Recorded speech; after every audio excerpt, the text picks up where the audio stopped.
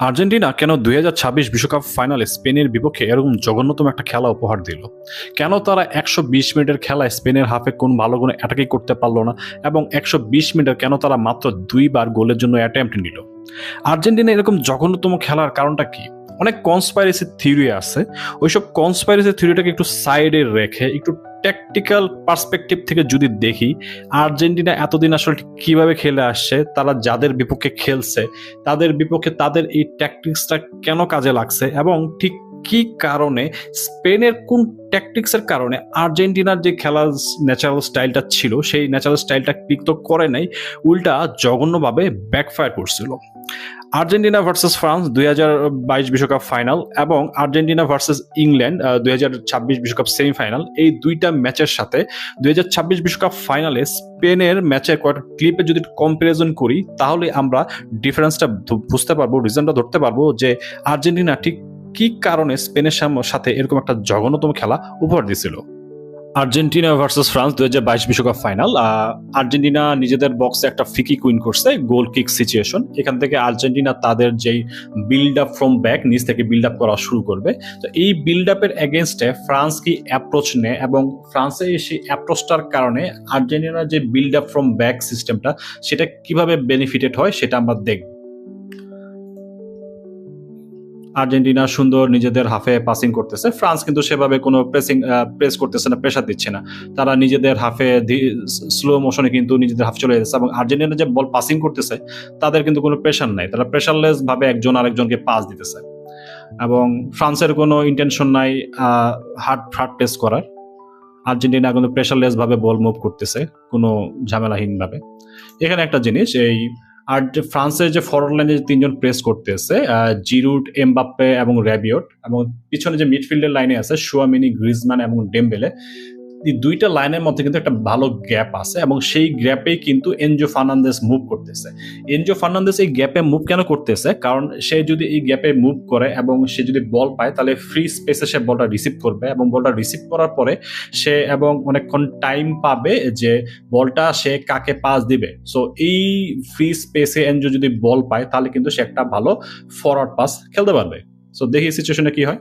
Intention, তারা আসলে আর্জেন্টিনার হাফে সেভাবে আর্জেন্টিনাকে সেভাবে প্রেসার দিবে না।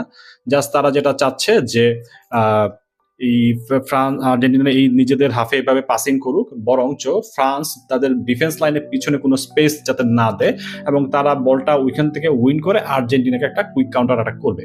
বাট এখানে একটা সিনারিও আমরা যেটা দেখি যে আর যে ফ্রান্সের ব্যাক লাইন এবং ফ্রান্সের যে মিডফিল্ড এবং ফরওয়ার্ড লাইন এর মাঝখানে কিন্তু একটা অনেক বড় স্পেস ক্রিয়েট হয়েছে এবং স্পেস ক্রিয়েট হওয়ার অ্যাডভান্টেজ যেটা আমি বললাম যে এই ফ্রি স্পেসে কোনো কেউ যদি এসে বল রিসিভ করে সে কিন্তু একটা ভালো সময় পায়, যে যেই সময়টা কাজে লাগায় সে ডিসিশন নিতে পারে সে কোন দিকে বল মুভ করবে এবং ঠিক কাকে পাস দেবে, এবং এই যে টাইমটা সে পায় বলটা রিসিভ করার পরে এই টাইমেই কিন্তু সে একটা ভালো অ্যাটাক ক্রিয়েট করতে পারে এবং পুরো টিমটা কিন্তু একটা ভালো বল মুভ করতে পারে। সো দেখি সিচুয়েশনটা কি হয়।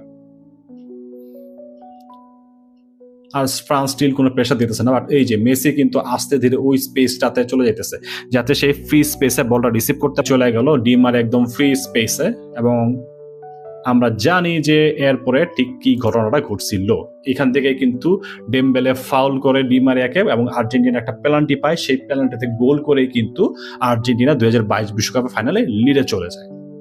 এই ক্লিপটা আর্জেন্টিনা ভার্সেস ইংল্যান্ড ম্যাচে। এখানে দেখতে পারবো আমরা যে ইংল্যান্ড আর্জেন্টিনার হাফে প্রেসিং করতেছে, যেটা ২২ বিশ্বকাপের ফাইনালে ফ্রান্স করে নাই। ইংল্যান্ড আর্জেন্টিনার হাফে প্রেসিং করলেও আর্জেন্টিনা কিন্তু সেভাবে প্রেসার ফিল করতেছে না। কারণটা আমরা ভিডিওটা প্লে করলে বুঝবো। কারণ দেখি ইংল্যান্ডের প্রত্যেকটা প্লেয়ার কিন্তু আর্জেন্টিনার প্রত্যেকটা প্লেয়ারকে ম্যান ভার্সেস ওয়ানে কিন্তু প্রেস করতেছে, যেই কারণে পিচের সেন্টারে কিন্তু একটা ফ্রি স্পেস ক্রিয়েট হয়েছে এবং সেই ফ্রি স্পেসে যদি কাউকে পাস দেওয়া যায় এবং সেই ফ্রি স্পেসটা কাজে লাগা কিন্তু আর্জেন্টিনা একটা ভালো অ্যাটাক লঞ্চ করতে পারতো। সেই অ্যাটাক করার ইন্টেনশনটাই ছিল যেটা কিন্তু ইংল্যান্ড ফাউল করে নষ্ট করে দেয়। এই ক্লিপটা আর্জেন্টিনা ভার্সেস স্পেন ম্যাচে। এখানে বল হচ্ছে এমি মার্টিনেজের পায়ে। এমি মার্টিনেজের পায়ে বল থাকা মিন্স আর্জেন্টিনা কিন্তু তাদের সেই শর্ট পাসিং বিল্ড আপটা কিন্তু শুরু করতে চাচ্ছে। এখন এখানে স্পেন আসলে কি করতেছে? স্পেন কিন্তু এখানে প্রেসিং করতেছে, যেটা 22 বিশ্বকাপ ফাইনালে ফ্রান্স করেনি। ইংল্যান্ড ও আর্জেন্টিনাকে প্রেস করছিল, কিন্তু সেটা ছিল man oriented pressing, but Spain এখানে করতেছে কিন্তু জোনাল প্রেসিং। জোনাল প্রেসিংটা কি? ইংল্যান্ড যেই ম্যান ওরিয়েন্টেড প্রেসিংটা করছিল সেটা ছিল আর্জেন্টিনার প্রত্যেকটা প্লেয়ারের এগেনস্টে ইংল্যান্ডের একটা করে প্লেয়ার ছিল। আর্জেন্টিনার প্লেয়ারটা যেখানে মুভ করবে ইংল্যান্ডের সেই প্লেয়ারটাও তাকে ক্লোজলি ট্র্যাক করে সেদিকে মুভ করবে। বাট স্পেন এখানে যেটা করতেছে, স্পেন জোনাল প্রেসিং করতেছে। জোনাল প্রেসিংটা হচ্ছে এমি মার্টিনেজের এখানে যে শর্ট পাসিং অপশনগুলো আছে তার ঠিক সামনে আছে এনজো ফার্নান্দেস এবং তার সামনে আছে ডিপল এবং ম্যাকালিস্টার। এই পাসিং অপশনগুলা যে জোনে আছে সেই জোনটাকে ক্রাউডেড করে ফেলাটাই হচ্ছে কিন্তু জোনাল প্রেসিং। সো আমরা দেখবো যে স্পেনের এই জোনাল প্রেসিং এর জন্য কিভাবে আর্জেন্টিনার প্রত্যেকটা শর্ট পাসিং অপশনগুলো কিন্তু ব্লক হয়ে গেছিল। বল এমি মার্টিনেজের পায়ে। এখন এমি মার্টিনেজ আসলে কাকে পাস দিবে এখানে যদি একটু ক্লোজলি দেখি, এমি মার্টিনেজের সামনে আছে এনজো ফার্নান্দেস এবং তার সামনে আছে ডিপল এবং ম্যাকালিস্টার। আর্জেন্টিনার তিনটা মিডফিল্ডারে কিন্তু জোনালি ব্লক হয়ে আছে। এনজোর এগেনস্টে আছে দুইজন, ডিপলের এগেনস্টে আছে দুইজন এবং ম্যাকালিস্টারে কিন্তু দুইজন স্পেনিয়ার্ডের মাঝখানে। ওকে, এখন এমি যদি এই তিনজনের যে কোনো একজনকে পাস দেয় তিনজনই কিন্তু 2 ভার্সেস 1 সিচুয়েশনে পুরো যাবে। এখন এমি খুঁজতেছে আসলে কাকে পাস দিলে সে একটু ফ্রি স্পেস পাবে। সবাই ইন্ডিকেট করতেছে লেফটে থাকা লিসান্দ্রো মার্টিনেজকে পাস দিতে। লিসান্দ্রো মার্টিনেজ এখানে একটু ফ্রি স্পেসে আছে। সো এমির আর কোনো অপশন নাই, এমি কিন্তু লিসান্দ্রো মার্টিনেজকেই পাসটা দিল। সো এখন লিসান্দ্রো মার্টিনেজ কি করবে? সে যখন বল নিয়ে প্রোগ্রেস করতেছে তখনও দেখেন তার এখানে কিন্তু সবচেয়ে কাছে আছে Mac Allister, but at the same time তার কাছাকাছি কিন্তু 3টা স্প্যানিশ প্লেয়ারও আছে। বল হচ্ছে আর্জেন্টিনার হাফে, আর্জেন্টিনা ডিফেন্সিভ হাফে, বাট এই ডিফেন্সিভ হাফেও কিন্তু স্পেন আর্জেন্টিনাকে আউট নাম্বার করে দিয়ে 3 ভার্সেস 2 সিচুয়েশন ক্রিয়েট করছে। সো এখানে কিন্তু লিসান্দ্রো মার্টিনেজকে কোনো রিস্কি পাসই খেলতে হবে সে যদি বলটা প্রোগ্রেস করতে চায়। সে যেটা করবে সে কিন্তু ফরওয়ার্ডে থাকা ট্যাগলাফিয়াকে পাসটা দিল। বাট এখন কি হয়েছে?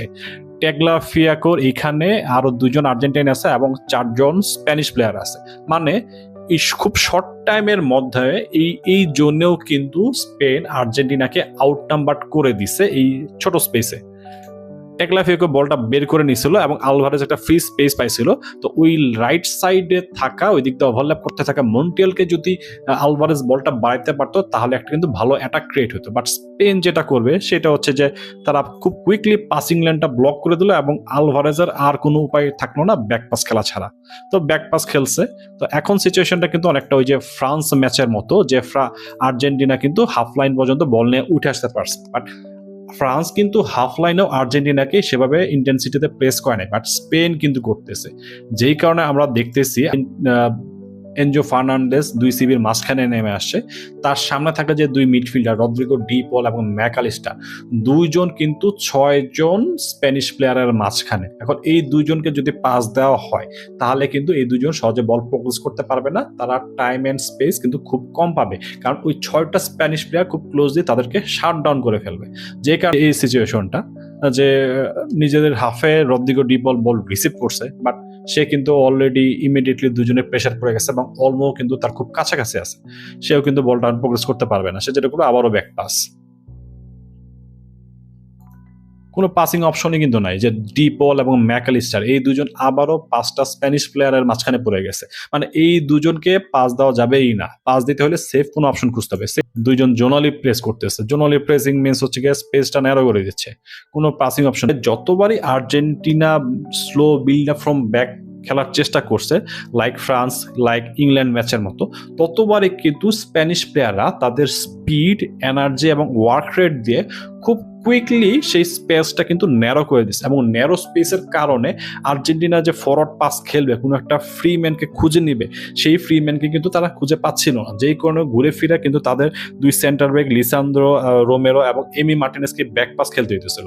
এবং স্পেন একটা ট্র্যাপ সেট করছিল যে তোমরা লেফট সাইডে থাকা লিসান্দ্রো মার্টিনেজকে পাস দাও। লিসান্দ্রো মার্টিনেজকে যখন পাস দেওয়া হয়েছে তখন তারা তাদের প্রেসিং ইন্টেন্সিটিটা ট্রিগার করছে এবং লিসান্দ্রো মার্টিনেজ একটা কুইক ফরওয়ার্ড পাস খেলতে গিয়ে বলটা লুজ করছে এবং সেখান থেকে কিন্তু স্পেন অ্যাটাক শুরু করছে এবং সেই স্পেনের অ্যাটাকগুলা কিন্তু পাইতো লামিন ইয়ামাল, কারণ লামিন ইয়ামাল কিন্তু সেই হাফে কিন্তু খেলতেছিল। ঠিক এই ট্যাকটিক্সটা ফলো করে কিন্তু স্পেন আর্জেন্টিনার হাফেই কমফোর্টেবলি পাসিং করতে দেয় না এবং আর্জেন্টিনার যে বিল্ড আপ ফ্রম ব্যাক, যে ট্যাঙ্গো ফুটবলের কোর, যে নিচ থেকে স্লো পাসের মাধ্যমে শুরু করা বিল্ড আপ করা, সেই বিল্ড আপটা কিন্তু ঠিকমতো হয় নাই, যেই কারণে আর্জেন্টিনা ঘুরে ফিরে একটু পরপর লং বল খেলতেছিল, যেই লং বলগুলোর টার্গেট ছিল নিকো গঞ্জালেস, হুলিয়ান আলভারেজ কিংবা লিওনেল মেসি, এবং সেই লং বলগুলো বা ক্লোজলি ম্যান মার্কের কারণে স্পেনরাই কিন্তু উইন করতেছিল এবং স্পেন তাদের কুইক ফরওয়ার্ড পাসিং মুভমেন্টের মাধ্যমে কিন্তু বারবার আর্জেন্টিনা হাফে অ্যাটাক করে যাচ্ছিল, যেইটা আর্জেন্টিনা করতে পারতেছিল না, কারণ হচ্ছে স্পেনের এই হাই ইন্টেন্সিটির জোনাল প্রেসিং।